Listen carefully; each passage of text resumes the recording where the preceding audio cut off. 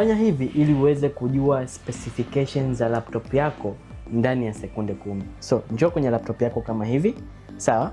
Minya hii Control Shift then Escape, hizi button tatu kwa pamoja, automatically hii window itafunguka. Kisha funguka hii window, njoo hapa katika option ya performance, then unakuja hapa utaona all these 4 options. CPU, which means the processor yako, kama hapa ni Core i5 generation ya 8. Memory means the RAM ambayo ni 8GB. Hard disk ambayo unakuja kwa hapa chini ni 256GB ambayo ni SSD, and then Intel graphics 620. Kwa kufanya hivi unaweza kujua specifications za laptop yako ndani ya sekunde 10 tu. Na hii laptop ni HP EliteBook 840G6.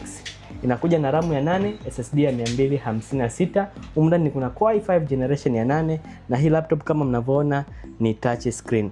Very good 1080p resolution laptop, zote ziko very clean with ports zote za muhimu, na utaipata kwetu kwa shilingi 700,000 tu, pamoja kwa laptop bag, mouse pamoja na 16GB flash bure kabisa.